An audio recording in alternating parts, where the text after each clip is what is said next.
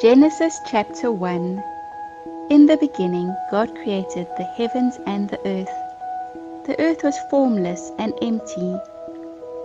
Darkness was on the surface of the deep, and God's Spirit was hovering over the surface of the waters. God said, "Let there be light," and there was light. God saw the light and saw that it was good. God divided the light from the darkness. God called the light day, and the darkness he called night. There was evening and there was morning, the first day. God said, "Let there be an expanse in the middle of the waters, and let it divide the waters from the waters." God made the expanse, and divided the waters which were under the expanse from the waters which were above the expanse, and it was so. God called the expanse sky. There was evening and there was morning, a second day. God said, "Let the waters under the sky be gathered together to one place, and let the dry land appear." And it was so. God called the dry land earth, and the gathering together of the waters he called seas. God saw that it was good. God said, "Let the earth yield grass, herbs yielding seeds, and fruit trees bearing fruit after their kind, with their seeds in it, on the earth." And it was so. The earth yielded grass, herbs yielding seed after their kind, and trees bearing fruit, with their seeds in it, after their kind. And God saw that it was good. There was evening and there was morning, a third day. God said, "Let there be lights in the expanse of the sky to divide the day from the night, and let them be for signs to mark seasons, days, and years. And let them be for lights in the expanse of the sky to give light on the earth." And it was so. God made the two great lights, the greater light to rule the day, and the lesser light to rule the night. He also made stars. God set them in the expanse of the sky to give light to the earth, and to rule over the day and over the night, and to divide the light from the darkness. God saw that it was good. There was evening and there was morning, a fourth day. God said, "Let the waters abound with living creatures, and let birds fly above the earth in the open expanse of the sky." God created the large sea creatures and every living creature that moves, with which the waters swarmed after their kind, and every winged bird after its kind. God saw that it was good. God blessed them, saying, "Be fruitful and multiply, and fill the waters in the seas, and let birds multiply on the earth." There was evening and there was morning, a fifth day. God said, "Let the earth produce living creatures after their kind, livestock, creeping things, and animals of the earth after their kind." And it was so. God made the animals of the earth after their kind, and the livestock after their kind, and everything that creeps on the ground after its kind. God saw that it was good. God said, "Let's make man in our image, after our likeness. Let them have dominion over the fish of the sea, over the birds of the sky, and over the livestock, and over all the earth, and over every creeping thing that creeps on the earth." God created man in his own image. In God's image he created him. Male and female he created them. God blessed them. God said to them, "Be fruitful, multiply, fill the earth and subdue it. Have dominion over the fish of the sea, over the birds of the sky, and over every living thing that moves on the earth." God said, "Behold, I have given you every herb yielding seed, which is on the surface of the earth, and every tree which bears fruit yielding seed. It will be your food. To every animal of the earth, and to every bird of the sky, and to everything that creeps on the earth, in which there is life, I have given every green herb for food." And it was so. God saw everything that he had made, and behold, it was very good. There was evening and there was morning, a sixth day.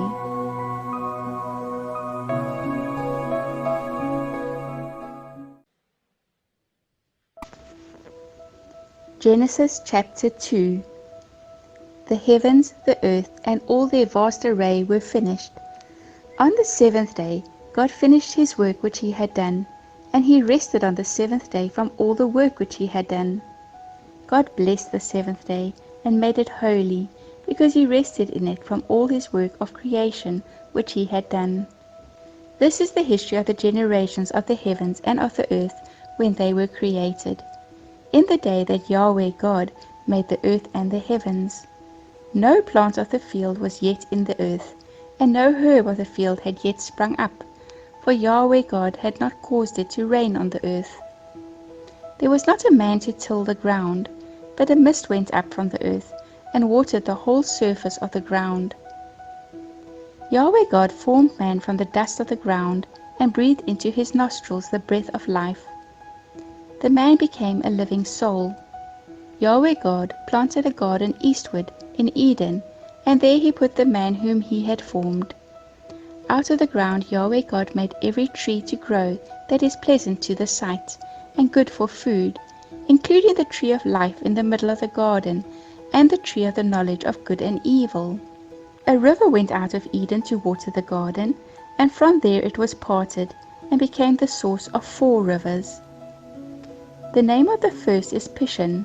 It flows through the whole land of Havilah, where there is gold, and the gold of that land is good. Bdellium and onyx stone are also there. The name of the second river is Gihon. It is the same river that flows through the whole land of Cush. The name of the third river is Hiddekel. This is the one which flows in front of Assyria. The fourth river is the Euphrates. Yahweh God took the man and put him in the Garden of Eden to cultivate and keep it.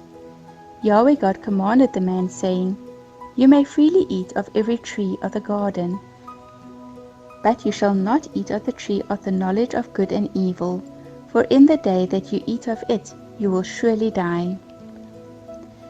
Yahweh God said, "It is not good for man to be alone. I will make him a helper, comparable to him." Out of the ground Yahweh God formed every animal of the field, and every bird of the sky, and brought them to the man to see what he would call them. Whatever the man called every living creature became its name. The man gave names to all livestock, and to the birds of the sky, and to every animal of the field. But for man there was not found a helper comparable to him. Yahweh God caused the man to fall into a deep sleep. As man slept, he took one of his ribs, and closed up the flesh in its place. Yahweh God made a woman from the rib which he had taken from the man, and brought her to the man. The man said, "This is now bone of my bones, and flesh of my flesh. She will be called woman, because she was taken out of man. Therefore a man will leave his father and his mother, and will join with his wife, and they will be one flesh." The man and his wife were both naked, and they were not ashamed.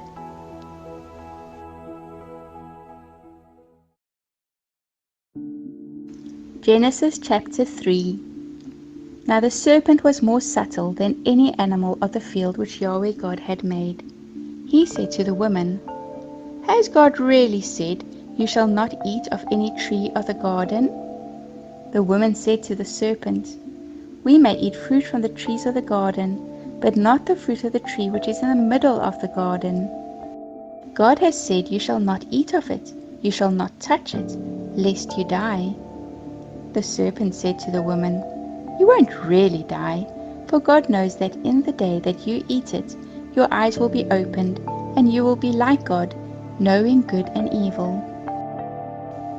When the woman saw that the tree was good for food, and that it was a delight to the eyes, and that the tree was to be desired to make one wise, she took some of its fruit and ate. Then she gave some to her husband with her, and he ate it too. Their eyes were opened, and they both knew that they were naked. They sewed fig leaves together, and made coverings for themselves. They heard Yahweh God's voice walking in the garden in the cool of the day. And the man and his wife hid themselves from the presence of Yahweh God among the trees of the garden. Yahweh God called to the man and said to him, "Where are you?" The man said, I heard your voice in the garden, and I was afraid, because I was naked, so I hid myself." God said, "Who told you that you were naked? Have you eaten from the tree that I commanded you not to eat from?" The man said, "The woman who you gave to be with me, she gave me fruit from the tree, and I ate it." Yahweh God said to the woman, "What have you done?"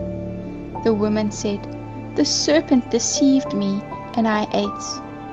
Yahweh God said to the serpent, "Because you have done this, you are cursed above all livestock, and above every animal of the field. You shall go on your belly, and you shall eat dust all the days of your life. I will put hostility between you and the woman, and between your offspring and her offspring. He will bruise your head, and you will bruise his heel."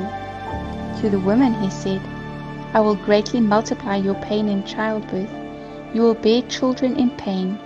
Your desire will be for your husband, and he will rule over you." To Adam he said, "Because you have listened to your wife's voice, and have eaten from the tree, about which I commanded you, saying, 'You shall not eat of it,' the ground is cursed for your sake.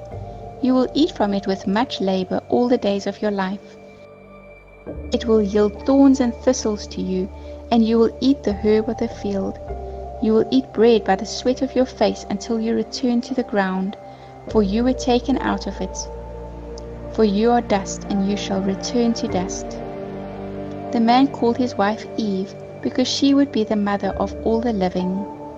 Yahweh God made garments of animal skins for Adam and his wife, and clothed them. Yahweh God said, "Behold, the man has become like one of us, knowing good and evil.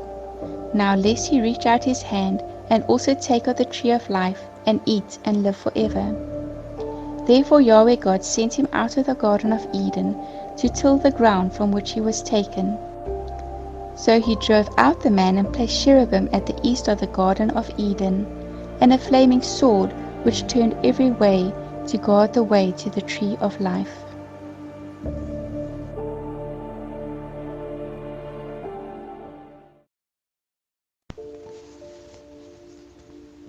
Genesis chapter 4. The man knew Eve his wife. She conceived, and gave birth to Cain, and said, "I have gotten a man with Yahweh's help." Again she gave birth to Cain's brother Abel. Abel was a keeper of sheep, but Cain was a tiller of the ground. As time passed, Cain brought an offering to Yahweh from the fruit of the ground. Abel also brought some of the firstborn of his flock and of its fat. Yahweh respected Abel and his offering, but he didn't respect Cain and his offering. Cain was very angry, and the expression on his face fell. Yahweh said to Cain, "Why are you angry? Why has the expression of your face fallen? If you do well, won't it be lifted up? If you don't do well, sin crouches at the door. Its desire is for you, but you are to rule over it." Cain said to Abel his brother, "Let's go into the field." While they were in the field, Cain rose up against Abel his brother, and killed him. Yahweh said to Cain, "Where is Abel your brother?" He said, "I don't know. Am I my brother's keeper?" Yahweh said, "What have you done? The voice of your brother's blood cries to me from the ground. Now you are cursed because of the ground, which has opened its mouth to receive your brother's blood from your hand. From now on, when you till the ground, it won't yield its strength to you. You will be a fugitive and a wanderer in the earth." Cain said to Yahweh, "My punishment is greater than I can bear. Behold, you have driven me out today from the surface of the ground. I will be hidden from your face, and I will be a fugitive and a wanderer in the earth. Whoever finds me will kill me." Yahweh said to him, "Therefore whoever slays Cain, vengeance will be taken on him sevenfold." Yahweh appointed a sign for Cain, so that anyone finding him would not strike him. Cain left Yahweh's presence and lived in the land of Nod, east of Eden. Cain knew his wife. She conceived and gave birth to Enoch.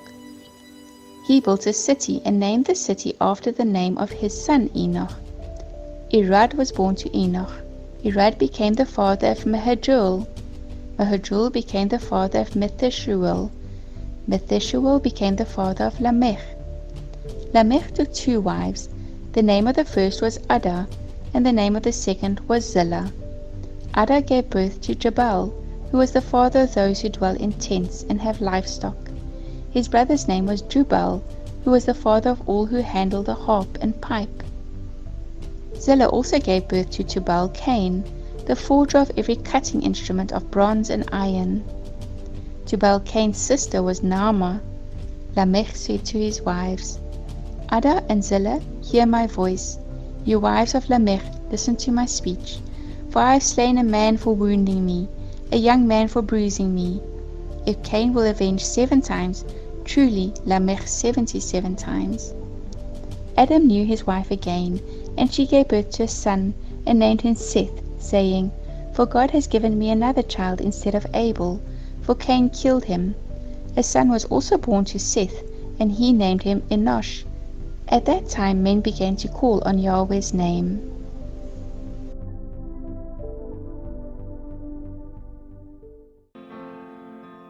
Make my life a prayer to you. I wanna do what you want me to. No empty words and no white lies. No token prayers, no compromise.